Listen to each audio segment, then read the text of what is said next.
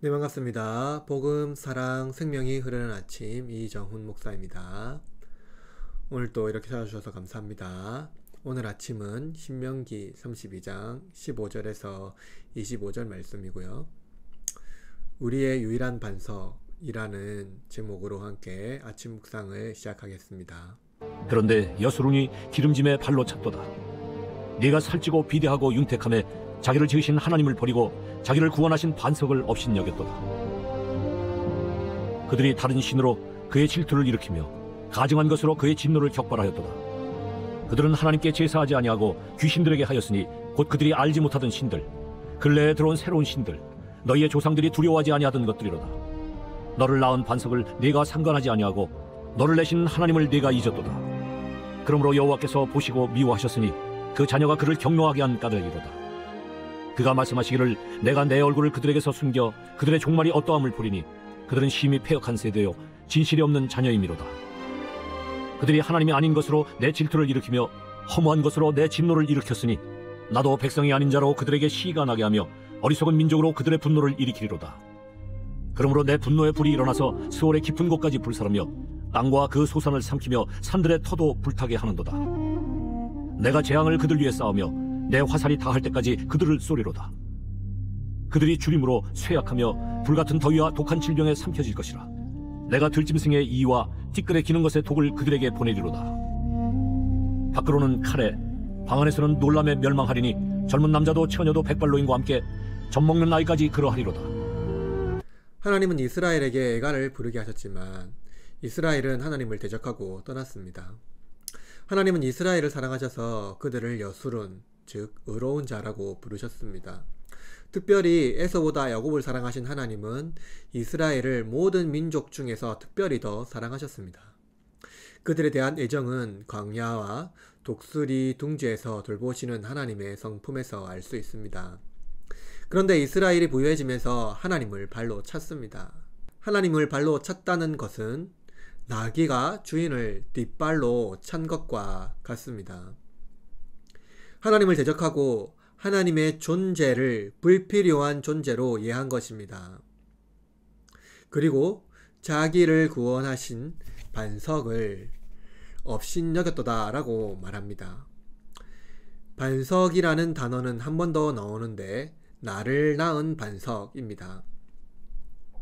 이들은 하나님을 대적하고 하나님께서 그들을 구원하신 은혜를 저버렸습니다. 이스라엘은 다른 신들을 섬겼습니다. 특히 알지 못하는 신들, 근래에 들어온 새로운 신들, 너희 조상들이 두려워하지 않던 신들입니다. 현대적인 문화와 다르지 않지요. 이들은 유행에 따라서 신들을 섬겼습니다. 알지 못하던 신들은 유명한 신들이 아니죠. 이들은 하찮은 신들입니다. 근래에 들어온 새로운 신들을 그들은 유행을 따라서 만들어졌습니다. 그리고 곧 사라질 신들입니다. 조상을 두려워하지 않는 신들은 과거 중요하게 생각되지 않았던 신들입니다. 이들은 다 같이 하찮은 신들입니다. 하나님의 위대함 앞에 어떤 신들도 낮을 수가 없지만 특히 이들은 전혀 위대한 신들이 아니지만 이들을 섬기기 위하여 이스라엘은 하나님을 떠났다고 말합니다. 그때 하나님은 구원의 반석을 업신여겼다고 이스라엘을 책망하고 동시에 너를 낳은 반석을 상관하지 않는다고 말합니다. 반석은 구약 성경에서 종종 나오는데요. 은유적으로 반석은 예수 그리스도를 예표합니다. 그리고 반석이란 안전을 위한 상징입니다. 반석 위에 집을 지을 때 무너지지 않는 집을 지을 수 있습니다. 무너지지 않는 믿음을 얻기 위해서는 반석 대신 예수 그리스도를 믿는 믿음 위에 우리의 믿음을 세워야 합니다. 신앙 고백을 해야 합니다. 따라서 이스라엘이 안전하기 위해서는 지금 당장 불완전한 신들, 하찮은 신들을 버리고 다시 반석이신 여호와께로 돌아가야 합니다. 하나님께서 그토록 이스라엘에게 그들의 안전은 하나님 품에 있다고 말씀하셨지만 이스라엘은 하나님이 나를 제한하고 자유를 빼앗는 분으로 이해합니다. 그래서 자유를 따라서 다른 신들을 섬기려 갔지만 이들은 애굽의 노예였던 것 같이 다른 신들의 노예가 됩니다. 우리도 마찬가지입니다. 하나님을 떠나는 순간 우리는 내가 사랑하는 우상의 노예가 될 것입니다. 오직 하나님은 그의 아들 예수 그리스도 안에서 우리에게 자유를 주셨습니다. 하나님을 떠난 이스라엘을 하나님은 어떻게 하셨습니까? 하나님은 그들에게 얼굴을 숨기셨습니다. 그들의 종말이 어떠함을 보기 위해서이지요. 하나님께서 얼굴을 숨기셨다는 것은 하나님께서 이스라엘의 기도에 응답하지 않는다는 것입니다. 그들의 요청에 침묵하신다는 것입니다. 하나님의 침묵, 바로 종말입니다.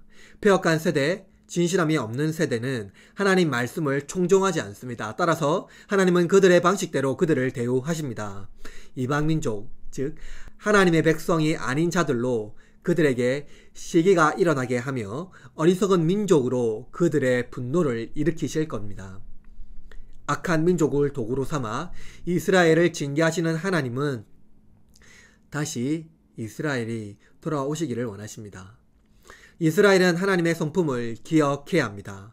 광야와 독수리 둥지에서 이스라엘을 먹이시고 입히시며 돌보시는 하나님을, 그 하나님의 성품을 기억해야 합니다. 그의 성품은 우리를 억압하거나 자유를 빼앗는 것이 아니라 모든 위험에서 우리를 돌보시는 것입니다. 하나님의 분노는 인간이 생각하는 모든 재앙과 비교할 수 없습니다. 그는 우주를 창조하셨습니다. 그의 분노는 우주를 멸하실 수 있습니다. 우리가 생각하는 모든 분노를 표현하더라도 하나님의 진노를 표현할 방법이 없습니다. 동시에 우리의 사랑을 최선을 다해서 표현하더라도 하나님의 사랑을 표현할 수가 없습니다. 하나님은 자신을 떠나 다른 신들을 섬기는 이스라엘에게 진노하셨습니다. 그러나 그 진노는 젊은 남자, 처녀, 백발 노인, 젖 먹는 아이 모두 다 할 것 없이 모든 자에게 임할 것입니다. 진노는 불같아서 피할 길이 없습니다. 그러나 이 진노의 잔 누구에게 옮기셨습니까? 바로 우리 구주 예수 그리스도입니다. 그 하나님을 배반한 우리를 대신하여 하나님의 진노를 받으셨습니다. 하나님의 진노, 그것은 우리가 표현할 방법이 없을 정도로 아주 무시무시한 재앙이지만 하나님의 사랑 또한 우리가 표현할 수 없을 정도로 아주 위대한 사랑입니다. 예수 그리스도께서 우리의 유일한 반석이십니다. 피난처이십니다. 안식처입니다. 모든 위험과 공포에서 돌보아 주실 든든한 반석입니다. 그러므로 다른 신을 떠나 반석 위에 서야 합니다. 모든 진노를 받으셨지만 그 진노가 우리를 향하지 않도록 가장 안전하게 보호하시는 반석을 의지하시기를 바랍니다. 여러분이 서 있는 곳, 그곳이 바로 반석입니다.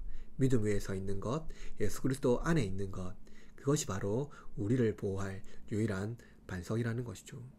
그리스도 안에서 그가 우리에게 주시는 은혜를 기억하며 반석 위에 오늘 하루도 믿음으로 승리하는 저와 여러분이 되시기를 바라고 여러분의 하루를 응원합니다.